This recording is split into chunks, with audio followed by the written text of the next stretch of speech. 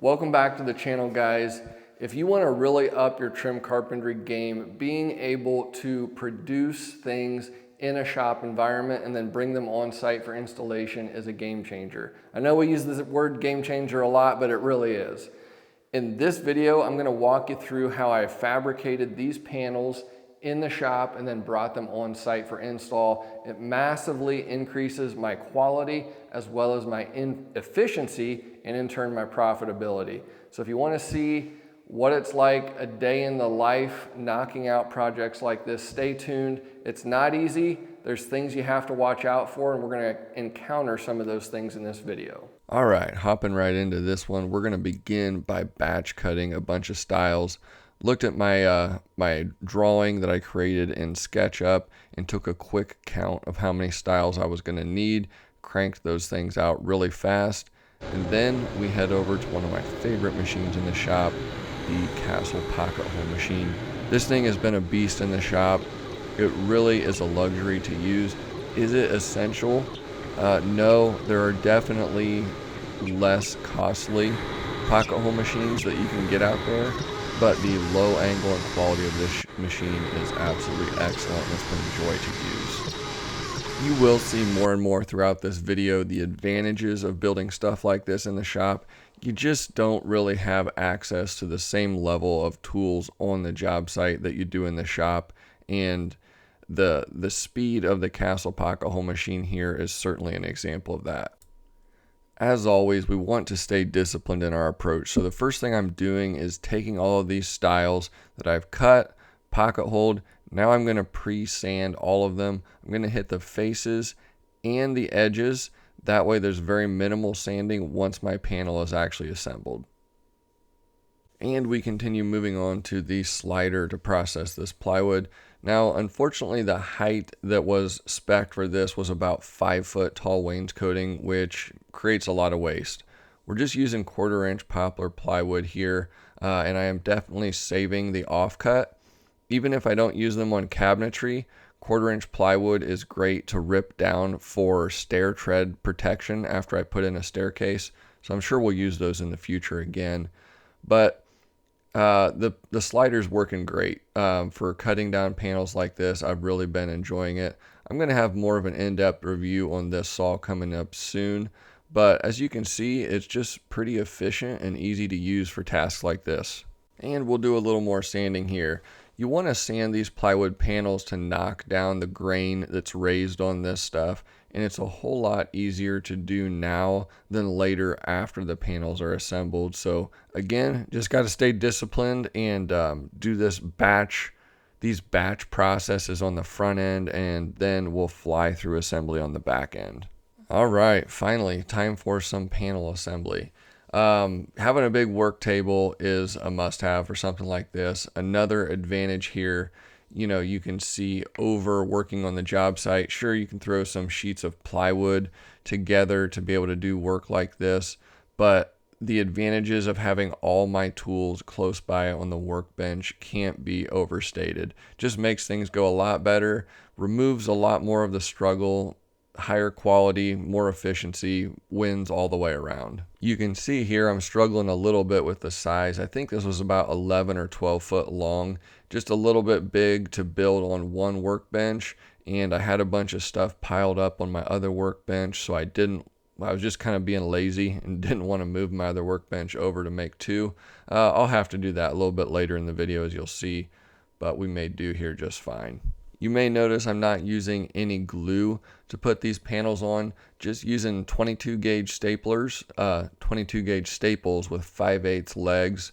Works great, super strong. And then I don't have to worry about potentially getting glue on something stain grade that's going to be a pain to clean up or might interfere with stain later. The glue just really isn't needed on the panels in this case. So here, slid down the whole assembly, getting ready to put that last stile on. Last sheet of plywood, and be ready to flip it over and give it a quick sanding, and that'll be all she wrote. The nice thing at this point is that we already pre-sanded all of our stiles, so when we flip it over, it's basically just hitting the rails and our glue joint real quick, so it doesn't take much at all to sand this. And here's our first panel, all assembled, sanded up, looking great, looking nice and crispy.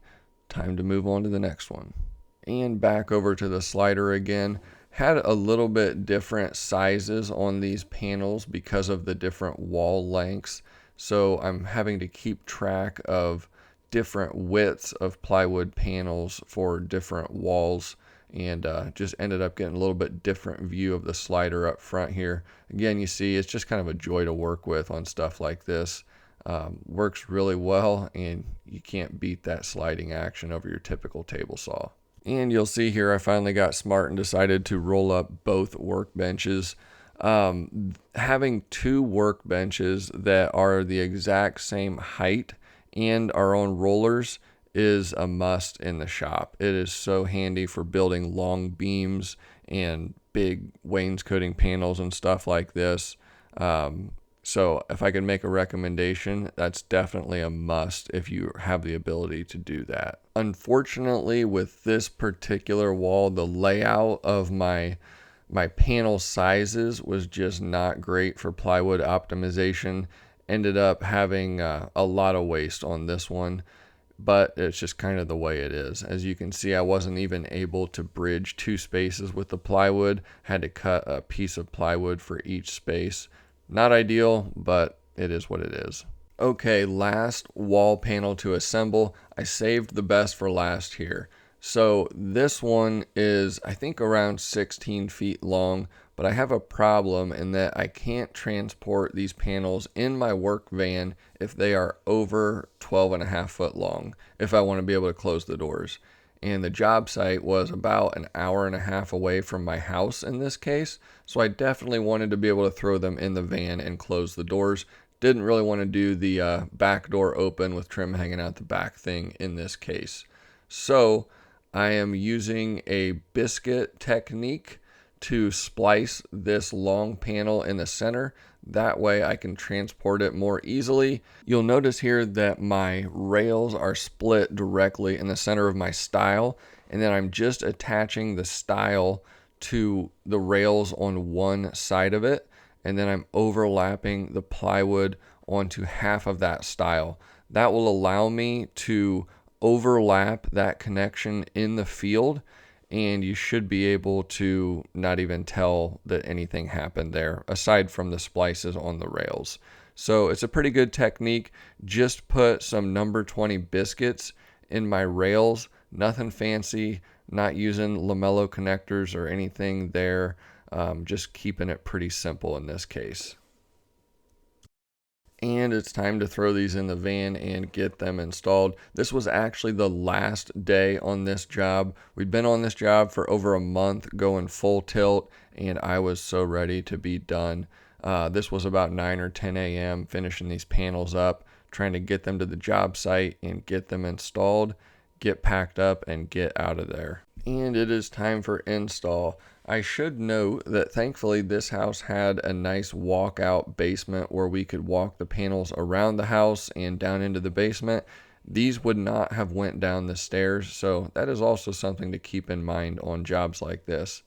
Getting started here, I'm going to put the large wall in first that's got the splice in it for a variety of reasons. And then I'm just here marking out my outlets.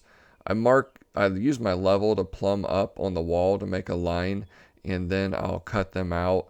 But another technique that works great is to just use a laser and line it up with your marks higher up on the wall, draw it out and cut it out. Hopefully that makes sense. And you'll see this technique is money. It really is very accurate way for cutting out outlets. We're going to use the exact same technique on this next section, get that outlet cut in nice and accurately, and then it'll be time to move on to biscuiting and clamping our splice on this long wall. So just using number 20 biscuits again, got my glue ready, and I've got some pinch dogs ready. Again, I'm kind of at the phase where I'm ready to get things done. You could certainly get fancy and do some lamello Clamex connectors and stuff like that, but you know, there's just something to be said with the simple techniques with tools that are readily available to get things done effectively. It's important to have those skills. You're not always going to have a Lamello Zeta with you, you know, but we almost always have a biscuit joiner, so that's kind of what I default to. Getting ready to put this splice together here, you'll notice that I'm kind of using a pressure fit technique. I've got to overlap the plywood on the back correctly, and then I did add glue on that as well to ensure that we've got a good connection there.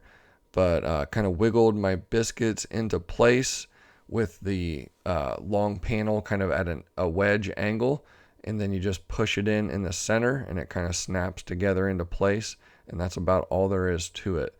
Really not too difficult.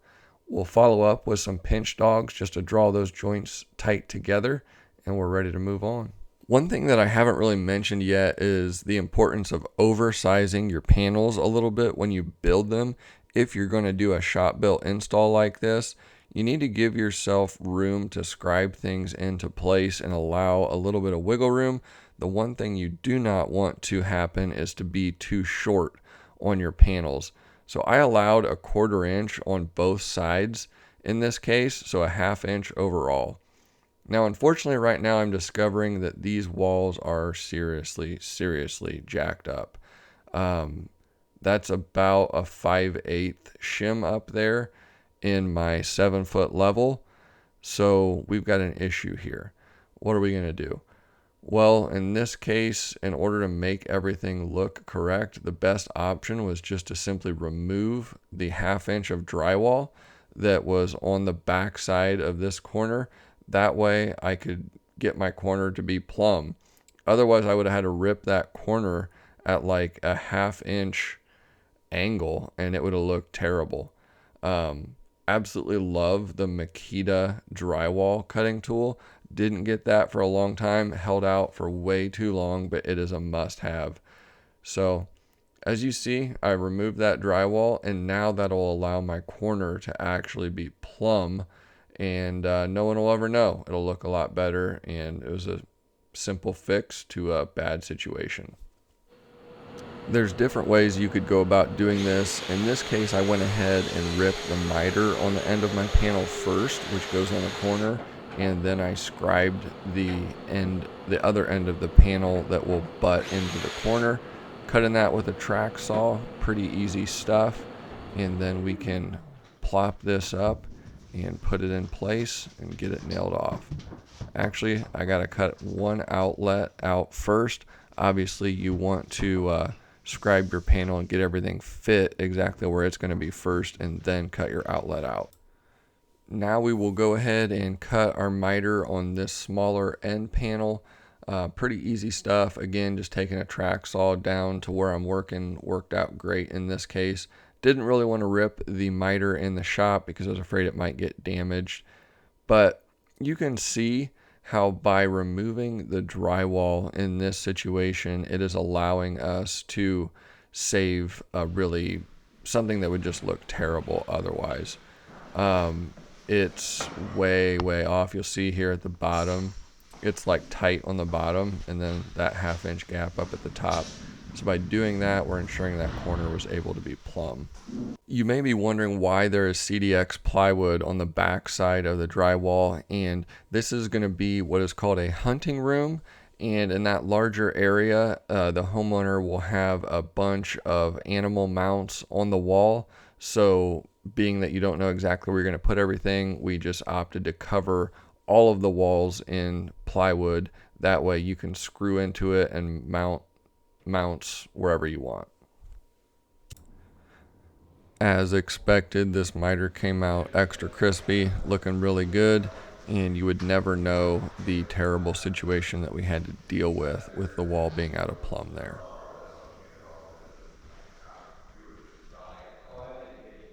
And wouldn't you know it, as I went to do the other wall, we have the exact same situation on that corner. It's literally 5/8 inch out of plumb again in about 7 feet. So not sure what was going on with the framer on this particular area, but it didn't turn out very good. So here I have an opportunity to show you how amazing this Makita drywall saw is. Absolutely love it. Just take it right up to the corner bead. Don't try to cut through the metal. We'll finish it off with a oscillating multi-tool to do that. But you can just plunge it right in, go to town. Doesn't create a bunch of dust everywhere, and it's just very, very easy to use. So if you guys ever have to do a significant amount of drywall cutting, this tool is a must-have. I actually bought it because we had to change out the pocket door tracks in an entire house because the homeowner switched to soft close. So this tool kind of paid for itself on the first job. Basically, it's the same process for the next wall, but I had a little surprise on this wall. I had a 2-gang switch box there on the wall that was falling right on a stile, so I was going to need to move it. So I busted out my Makita drywall saw again, went to town cutting it out, and went to flip the drywall down, and lo and behold, there was another switch buried that I just uncovered by complete accident. So that was kind of a good thing. Anyways, ended up being that I moved both of the switches over. Not too big a deal. That's pretty typical for me. It was a little bit weirder to do since there was the CDX plywood on the wall, but I got that cut out, moved those over to the other side of a stud bay, and everything was good to go and all was well in the world again. But could not believe the luck of popping that drywall down and seeing a switch buried in there.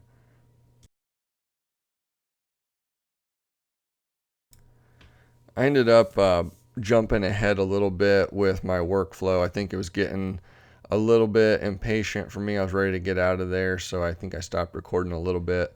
But anyways, I put a 1x2 cap on the top of this.